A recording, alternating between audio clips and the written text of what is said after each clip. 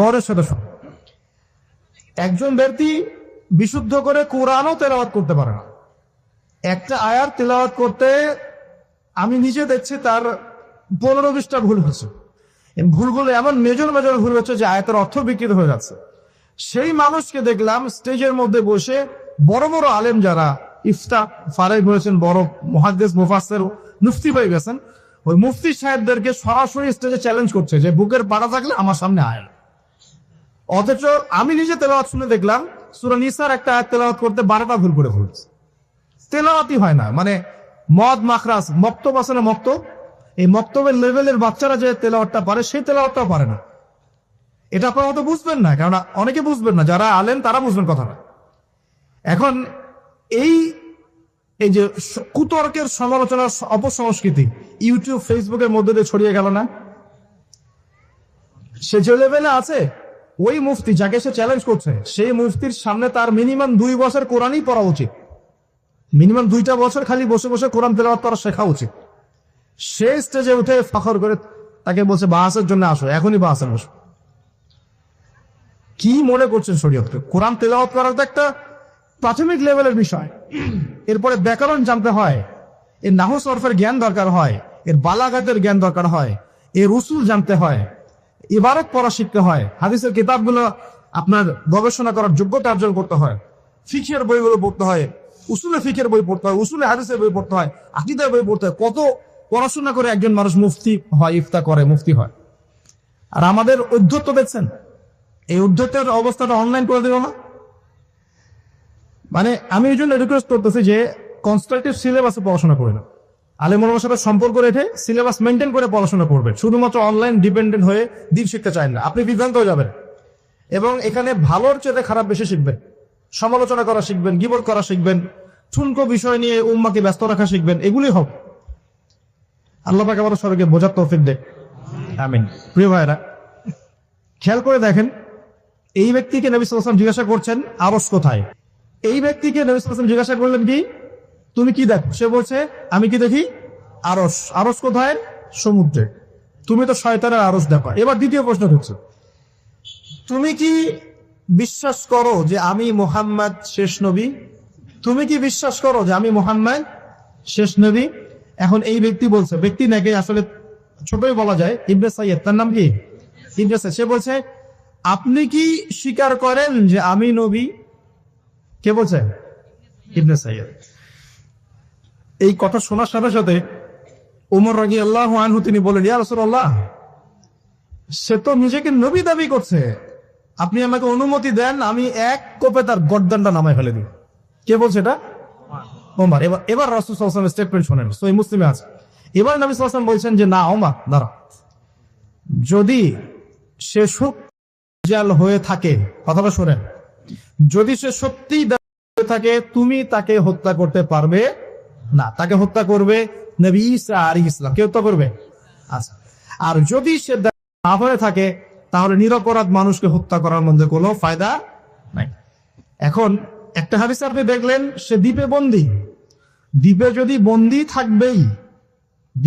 বন্দী থাকবেই, আমার প্রশ্ন আপনার কাছে যে তাহলে নবী সাল্লাল্লাহু আলাইহি ওয়াসাল্লামের চেয়ে কি কেউ বেশি জানতে পারে সে দ্বীপে বন্দী আছে না নাই? নবীর চেয়ে এটা কি কেউ বেশি জানতে পারে সে এখনো দ্বীপে বন্দী অবস্থায় আছে কি নাই? এটা সবচেয়ে ভালো কে জানবেন? অবশ্যই নবী সাল্লাল্লাহু আলাইহি ওয়াসাল্লাম, তাই নয় কি? তো নবী সাল্লাল্লাহু আলাইহি ওয়াসাল্লাম যদি শিওর হবেন যে সে দ্বীপেই বন্দী আছে, তাহলে মদিনায় একজন ছেলেকে এভাবে ডেকে ইনভেস্টিগেট করার কি প্রয়োজন আছে? কথা বুঝতে পারছেন না মনে হয়? যদি আপনি মনে করেন শিওর যে আমাদের চেয়ারম্যান সাহেব বা আমাদের অনারেবল গেস্ট যারা তিনি বাড়িতে আছেন, আপনি শিওর, তাহলে আপনি মাহফিলের প্যান্ডেলে তাকে খুঁজতে যাবেন কেন? আপনি শিওর তো সে বাসায় আছে, তার মানে আপনি একটা চান্স নিচ্ছেন, সে বাসা থেকে বের হতেও পারে নাও পারে, তাই না কি? তার মানে আমরা একটা চান্স পাচ্ছি এখানে, নবী সাল্লাল্লাহু আলাইহি ওয়াসাল্লামের যুগেও রিলিজ হতেও পারে নাও পারে। এখন আমি সামনের দিকে আসতে দেখুন, 3টা জায়গার কথা পাওয়া যায় হাদিসে। কয়টা জায়গা? 3টা। আমি পেয়েছি, এর চেয়েও বেশি যদি আরো কেউ গবেষণা করেন তাহলে পেতে পারেন, আমার জ্ঞানী সবকিছু নয়। আমি 3টা জায়গার কথা পেয়েছি, নবী সাল্লাল্লাহু আলাইহি ওয়াসাল্লাম বলেছেন এই 3টা জায়গা থেকে বের হবে, ঠিক আছে? একটা হচ্ছে খোরাসান। কি নাম? খোরাসান। খোরাসান মূলত যে খাইবার পাখতুন থেকে শুরু করে আফগানিস্তান, ইরান, এই পুরো কন্টিনেন্টটাকেই আসলে খোরাসান বলা হয়। 2 নম্বর হচ্ছে ইস্পাহান। কি নাম? এই জায়গাটা কোথায়? এটা ইরানের মধ্যে। কোথায়? ইরানের মধ্যে। এবং হাদিস এসেছে এই ইস্পাহানের প্রায় 70,000 কি হিন্দু ভাইয়ের দ্বারা বলা হয়েছে, খ্রিস্টান ভাই, বুদ্ধিস্ট, কোন শব্দ বলা হয়েছে? মনে রাখেন, শব্দটা মনে রাখেন। 70,000 মসিহুদ দাজ্জালের সাথে যোগ দিবে। তার দলে কি করবে? যোগ দিবে। আরো একটা শ্রেণী তার সাথে যোগ দিবে, সেটা হচ্ছে এক শ্রেণীর মহিলা। এক শ্রেণী কি? মহিলা। এই মহিলাগুলাকে বাড়ির পিতা বা স্বামী বা ভাই বাসায় বেঁধে রাখতেও পারবে না, বাঁধন ছিন্ন করে বেরিয়ে চলে যাবে। তো বাঁধন ছিন্ন করে বেরিয়ে যাওয়ার একটা দর্শন চালু হয়েছে না সমাজে? কথা কি বুঝেন কিছু? ফ্যামিলিস্ট রেভলিউশন বলে। কি বলে? ফ্যামিলিস্ট রেভলিউশন। মেয়েদেরকে আপনি আর ঘরে রাখতে পারছেন না। কোন জায়গায় চলে গেছে আমি মানে বলতে লজ্জা পাচ্ছি, কিন্তু আপনাদেরকে বলি, কারণ আপনারা এই শহরের বাসিন্দা এবং এই শহরের ভবিষ্যৎ আপনার হাতে। এই ঢাকা সিটির ভবিষ্যৎ আপনাদের হাতে না? আচ্ছা, গতকালে নিজের চোখে দেখা কথা বলছি। গতকাল নিজের চোখে আমি দেখেছি যা, এক চোখের এক পলকে যা দেখেছি, এক পলকে, এই যে এবার তাকালাম এতটুকু। আমরা আসছিলাম যে পূর্বাচল দিয়ে মাহফিলে যাব, আমরা চাঁদপুর যাব, ওদিক দিয়ে বের হয়ে। গাড়িতে বসে আমরা সাধারণত কি করি? বই পড়ি বা ফোনে কথা বলি বা পরিবারের খোঁজ খবর নেই। গাড়িতে বই পড়তে পড়তে চোখ লেগে যায় না অনেক সময়? তো চোখটাকে রেস্ট দেওয়ার জন্য জাস্ট একবার গ্লাসটা খুলে বাইরে তাকিয়েছে। পাশ দিয়ে একটা গাড়ি চলে গেল, একটা উবার টাইপের একটা গাড়ি চলে গেল। ড্রাইভার গাড়ি চালাচ্ছে, পিছনের সিটে, আপনার শহরের অবস্থা বলছো, পিছনের সিটে আমি দেখলাম যে একটা ছেলে এভাবে বসে আছে, আমি যেভাবে বসে আছি, আর একটা মেয়ে তার উপরে উঠে বসে আছে রাস্তার মধ্যে। এটা আপনাদের শহর। আমি যে বলি যে কিয়ামতের যত সায়েন্স গুলো আছে, নিদর্শন গুলো, সেগুলো মোটামুটি প্রকাশ পেয়ে গেছে সব শহরগুলোতে। আপনারা তো বিশ্বাস করতে চান না। নবীজি এটার কথাই বলছিলেন হাদিসে, যে কিয়ামত ততদিন পর্যন্ত হবে না যতদিন পর্যন্ত মানুষ গরু গাধার মতো রাস্তাঘাটে জেনা করবে না। স্পষ্ট হাদিস আছে, কিয়ামত ততদিন পর্যন্ত হবে না যতদিন পর্যন্ত মানুষ গাধার মতো রাস্তাঘাটে জেনা করবে না। এগুলো জেনা না? জেনা মানে কি শুধু ওই সেক্সুয়াল শারীরিক সম্পর্কে জেনা? দেখেন, ফ্ল্যাটে জেনা হচ্ছে, ফ্ল্যাটে মাঠের দ্রব্য সেবন করছে, ধনির দুলাল, কোনো খবর নাই। একটা অসুস্থ প্রজন্ম তৈরি করছে আমরা, জানেন? এই প্রজন্মের ছেলেরা আপনার নাস্তা করে 12টা-1টার দিকে দুপুরে, ঠিক আছে? এদের রাত হয় এই যে 12টা-1টা পর্যন্ত ঘোরাফেরা করে, ফজরের নামাজের সময় ঘুমায়। ফজর নামাজটা পরে ঘুমায় না, কিন্তু ফজর নামাজের সময় ঘুমায়। উঠে দেখবেন 12টা-1টায় নাস্তা করে 12টা-1টার দিকে। এরা সালাম দিতে লজ্জাবোধ করে, এরা সালাম দিতে লজ্জা পায়, পিতাকে সালাম দিতে লজ্জা পায়। হ্যাঁ, টাটের উপরে কাপড়, দাড়ি রাখা এদের কাছে মনে হয় ব্যাকডেটেড থিঙ্কিংস।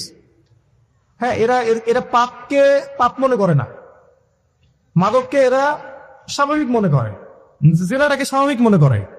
ফ্রি মিক্সিং জেলাটা খুব স্বাভাবিক, বয়ফ্রেন্ড গার্লফ্রেন্ড খুব স্বাভাবিক বিষয়, ঠিক আছে? বাপের টাকা পয়সা থাকলে এগুলো নিয়ে বন্ধুদের সাথে মজ মাস্তি করাটাকে এটা ফ্যাশন মনে করে, তাকে উড়িয়ে দেখে ফ্যাশন মনে করে। ওই টাকা পয়সা কামাই করতে পিতাদের কত কষ্ট হয়েছে ওরা জানে না, পিতারা জানে। এই প্রজন্মের মেয়েরা দেখবেন পর্দাটাকে ব্যাকডেটেড থিঙ্কিংস মনে করে, চুল খোলা রেখে গেঞ্জি টি শার্ট পরে বাইরে ঘুরতে যারা পরিমাণ লজ্জাবোধ কাজ করে না, যারা পরিমাণ না। বিভিন্ন অকেশন আসলে দেখবেন মোমবাতি জ্বালিয়ে অগ্নি পূজা শুরু করে দেয়। হ্যাঁ, এবং কোন কোন ক্ষেত্রে সংস্কৃতির নামে এমন কিছু শিরকি কাজ করে যেগুলোর সাথে ইসলামের কোনো সম্পর্ক না। এরা জীবনে প্রতিষ্ঠিত হওয়াকে, বাইরে একটা ডিগ্রি সার্টিফিকেটকে নাজাতের ওসিলা মনে করে ফেলে।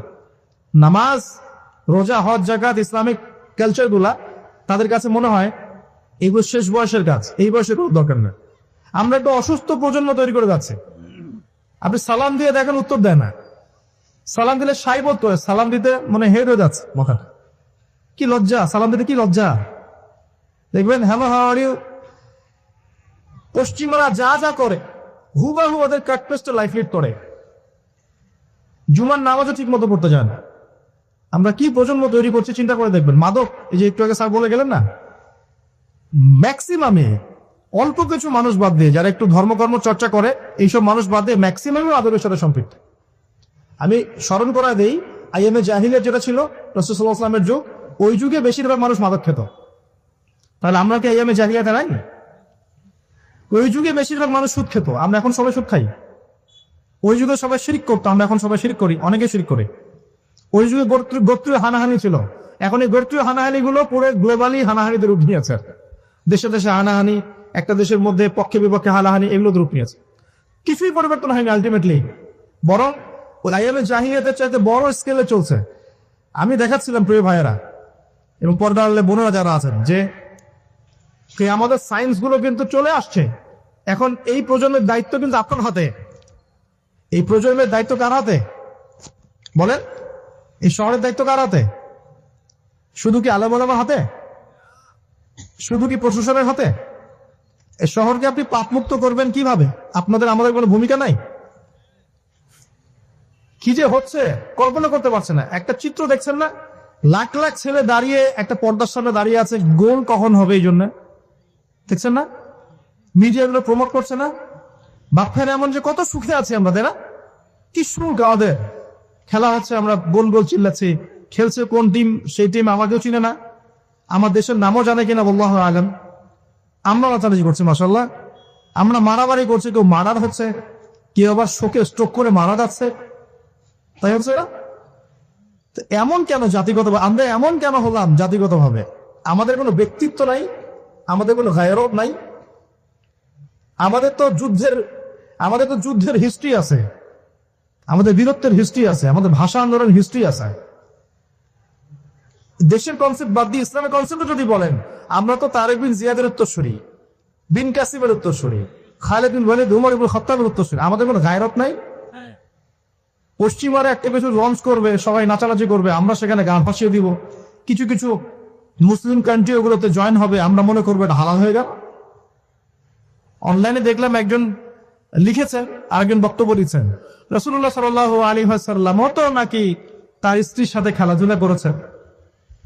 রাসূল সাল্লাল্লাহু আলাইহি ওয়াসাল্লাম তার স্ত্রীর সাথে দৌড় প্রতিযোগিতা করেছেন রাতের অন্ধকারে। মসজিদ নববীর মধ্যে ঈদের দিন উৎসব পালন করা হয়েছে নববীর মধ্যেই। এটার সাথে আপনি ফিফার দলিল টানছেন? এটা দিয়ে আপনি ফিফাকে জায়েজ করতেছেন? এখানে তো জুয়া হচ্ছে। একটা মুসলিম কান্ট্রি কাতার যা অ্যারেঞ্জ করেছে, এই অ্যারেঞ্জমেন্টটা অন্য আগের সব অ্যারেঞ্জমেন্ট হচ্ছে বেটার, কারণ সে তার মধ্য দিয়ে ইসলামের প্রচার করার চেষ্টা করেছে, সে তার জায়গা থেকে চেষ্টা করেছে, কিন্তু মন্দের ভাবে এর চেয়ে ভালো কিছু করা সম্ভব ছিল না। এখানে সে যতদূর পর্যন্ত পেরেছে ট্রাই করেছে, এবং সে কিন্তু ছোট রাষ্ট্র হলেও অনেক বড় বড় ওয়ার্ল্ড অ্যাফেয়ার্স এর বিষয়ে সে মাথা কামায়। আমাদের ঢাকার সমান আয়তন হবে কিনা সন্দেহ আছে, ঢাকা বিভাগের সমান হয়তো আয়তন হবে, সে ওয়ার্ল্ডের বড় বড় জিওপলিটিক্যাল বিষয়ে সে মাথা ঢুকায় হয়। হ্যাঁ, সে তার সর্বোচ্চ চেষ্টা করেছে, কিন্তু এর মধ্য দিয়ে যে সারা বিশ্বে কোটি কোটি যুবক তাদের হায়াত নষ্ট করছে, তাদের যৌবন নষ্ট করছে, তাদের রাতের ঘুম ইবাদত নষ্ট করছে, হ্যাঁ, আপোষে দ্বন্দ্ব লিপ্ত হচ্ছে, বিধর্মীদের কালচার ফলো করছে, ওদের ফ্ল্যাগ টাঙাচ্ছে। আমার দেশের মধ্যে, স্বাধীন সার্বভৌম রাষ্ট্রের মধ্যে অন্য একটা রাষ্ট্রের পতাকা তুলবেন, আমার গায়রত নাই? ওরা কি তাদের দেশে আমার পতাকা তোলে কিনা? আমাদের ব্যক্তিত্ব কোথায় চলে গেল? তো এগুলোকে আমরা টেকনিক্যালি আবার মিডিয়াতে জায়েজ করার চেষ্টা করছি, যে নবী সাল্লাল্লাহু আলাইহি ওয়াসাল্লাম তো দৌড় প্রতিযোগিতা করেছেন, হ্যাঁ, তারপরে মসজিদ নববীর মধ্যেও তো এইরকম খেলাধুলা হয়েছে। এগুলো ছিল চিত্ত বিনোদনমূলক। যদি আমি একা একা সকালবেলা উঠে ফজরের নামাজের পরে এই মাঠটাকে 10 রাউন্ড দেই, এটা আমার জায়েজ না জায়েজ? জায়েজ। এখন আপনার 10 জন 20 জন দুটা টিম হয়ে গেলেন, আমি তো টুকটাক খেলাধুলা করেছিলাম, টিম হয়ে গেলেন, এখন আপনারা খেলছেন ফুটবল, 1 ঘন্টা আধা ঘন্টা খেলবেন, জায়েজ না জায়েজ? কিন্তু এই খেলাটাকে টেলিকাস্ট করে আপনি হাজার হাজার মানুষের সময় তো নষ্ট করতে পারেন না, তার হায়াত তো নষ্ট করতে পারেন না। এই খেলাকে কেন্দ্র করে জুয়ার আসর বসাতে পারবেন না, এটাকে কেন্দ্র করে তো সমকামিতা প্রমোট করতে পারবেন না, এটাকে কেন্দ্র করে আপনি lakh lakh billion billion dollar খরচ করতে পারবেন না তো। অথচ আপনার পাশেই প্রতিবেশী রাষ্ট্র ইয়েমেন না খেয়ে মারা যায়, আমাদের পাশেই মিডল ইস্টের পাশেই প্রতিবেশী রাষ্ট্র সিরিয়া না খেয়ে শিশুরা মারা যাচ্ছে। প্রতিবেশী না খেয়ে থাকে, আমি পেট ভরে খাই, আমি মুমিন নাকি? প্রতিবেশী না খেয়ে থাকে, আমি পেট ভরে খাই, আমি কি মুমিন নাকি? আর সারা বিশ্ব এই দিকে মানুষকে ফোকাস করে রেখেছে। বিশ্বের একটা অংশ এই দিকে ফোকাস করে রেখে তাদের এজেন্ডাগুলো ঠিকই বাস্তবায়ন করছে না। তো রমজান মাস আসে, দেখবেন রমজান মাস যখনই আসে দেখবেন যে নির্যাতন বেড়ে যায় উম্মার। যে সময়ে উম্মার ইকোনমিক অবস্থা ভালো না, সামরিক অবস্থায় তাদের মুখোপেক্ষী হয়ে থাকতে হচ্ছে, যে সময় আমাদের ভিতরে পলিটিক্যাল বিরোধগুলো দেখা দিচ্ছে, আমরা ইউনাইটেড হতে পারছি না, যে সময় যুব সমাজরা মাদকে আসক্ত হয়ে আছে, পর্নোগ্রাফিতে আসক্ত হয়ে আছে, দিনের এলেম তালাম অর্জন করছে না, নামাজ ঠিক মতো পড়ছে না, কোরআন তেলাওয়াত করা শিখছে না, যে সময়ে ইভেন আলেম ওলামাদের মধ্যে ঐক্য দেখা যাচ্ছে না, যে সময়ের মধ্যে আমরা পরিবারগুলোর ভাঙন দেখতে পাচ্ছি, আমাদের পরবর্তী প্রজন্ম কোন পরিবেশে বড় হবে সেই নিশ্চয়তা দিতে পারি না, যে পরিবেশে একটা 5 বছরের ছোট্ট বাচ্চা আয়াতে কেটে টুকরা টুকরা করে ফেলা হয়, এইখানে আমরা বসে বসে রং তামাশা দেখতেছি টিভির সামনে বসে। এই সমাজটা পরিবর্তনের দায়িত্ব আমাদের কারো হারেই নাই। শুধু কি পলিটিশিয়ানের দায়িত্ব? শুধু কি প্রশাসনেরই দায়িত্ব? আমাদের সবাইকে নাকে তেল দিয়ে ঘুমানোর জন্য পৃথিবীতে আসছে। এই যুব সমাজ তো জানেই না, বোঝেই না ওদেরকে কি কারণে এই পৃথিবীতে পাঠানো হয়েছে।